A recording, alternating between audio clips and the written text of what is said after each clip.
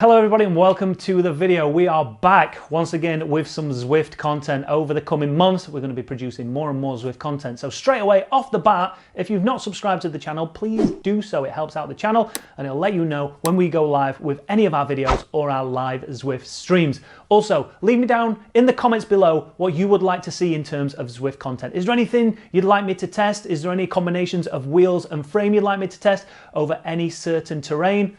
Let me know in the comments below. But as you can see from the thumbnail, a brand new bike has dropped in Zwift. And I've got to say, one of the most reasonably priced bikes I have seen in the drop shop for a long time. We are of course talking about the Canyon Aeroroad. Mathieu van der Poel's go-to bike when he wants to win a race can now be your bike. And here's what Zwift say about the Aeroroad 2021, combining aero-optimized performance and nimble geometry into a race-ready package.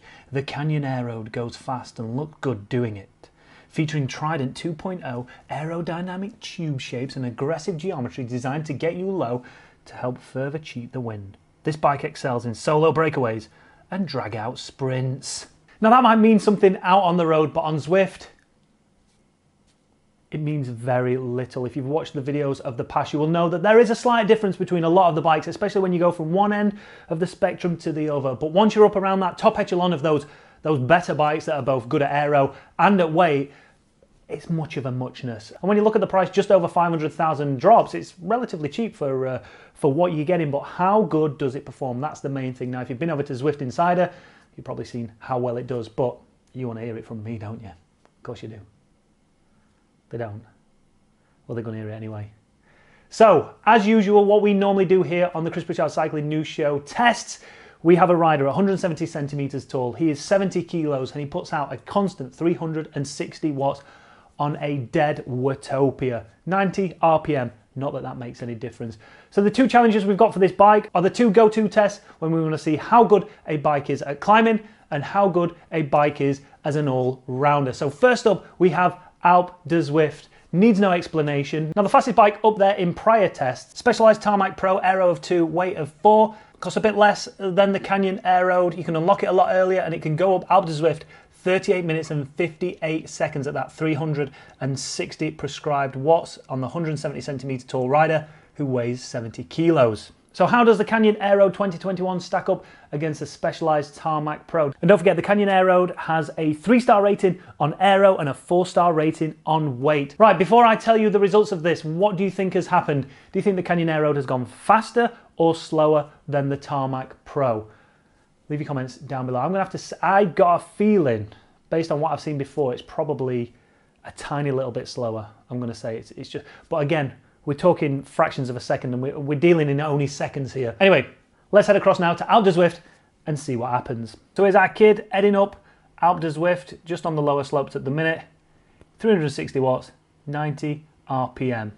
All right, here he is a little bit further up now at 6-7% gradient here. Long old drag to the next hairpin for Chief here, but still putting out 360 watts. Let's get him to the top. Let's see what happens here. Come on, I'm bored here. All right then, here we go. 38 minutes, 58.99.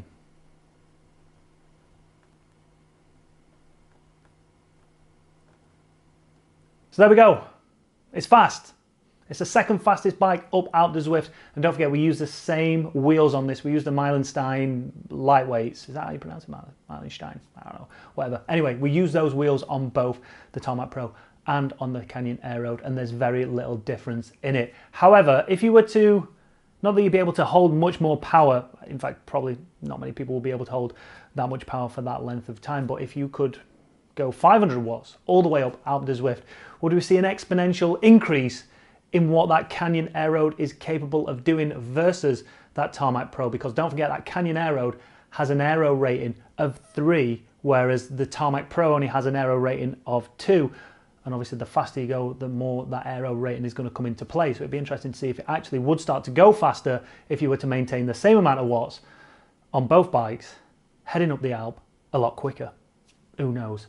If there's a scientist out there, leave your comments down below on that one. But what about most people who don't spend every hour of their day going up and down Alp de Zwift? What happens if we're just an all-round Zwifter and we want to see how good this bike is and how competitive it is in a normal surrounding, a normal setting? a typical race? Well, let's take the figure of 8 of Watopia, the classic route here at Watopia. Send the bike off on its own, 360 watts again. Let's see how it gets on. Now the bike we're going to be comparing it to, and the fastest around that figure of 8 so far, is the Specialized Venge S-Works. So for the figure of 8 route, we're using the MV SES 3.4 wheels. We've got an aero of 3, weight of 3. This is unlockable only from level 33 onwards. So you've got to put in some decent effort into your Zwift career to start to even unlock this. Then you've got to make sure you have 798,000 drops. And if you do, and you can maintain 360 watts around the figure of 8, you can do it in 40 minutes and 59 seconds. Now the Canyon Aero, bearing in mind second fastest up Alp de Zwift, how do you think it got on around that figure of 8? Lots of undulation, lots of short climbs. They're not the longest climbs, but it gives you a good indication of how this would perform across a whole range of different terrains. And it's not the second fastest. It's not the third fastest. It's not even the fourth fastest.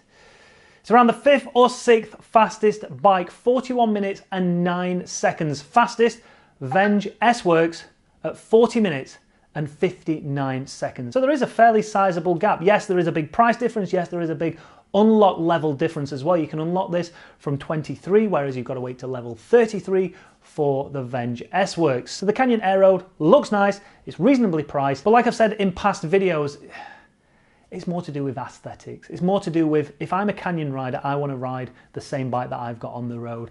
And you can just about do that for almost any manufacturer now over on Zwift. They've got so many different options to choose from. And unless you're in a race, group rides, training rides, it doesn't really matter what you're on at all. Yes, potentially you might want to go for a bike that has a better aero ability if you're going to be racing in a flat race around the crit race circuit. If you're going to be going up hills, then you know you want to be going for something a bit more climby. But again, what you want to be looking at is not just that frame, but those wheels as well. Those wheels make a big difference. Now, if you want to check out my guide to the wheels, make sure you click on one of those videos there. Thanks for watching, everybody. If you've not done already, please hit that like button, hit that subscribe button if you've not done already. Hit that dislike button if you've not enjoyed it for whatever reason, if you're not a fan of Canyon Aeroroad, and I'll see you on the next video.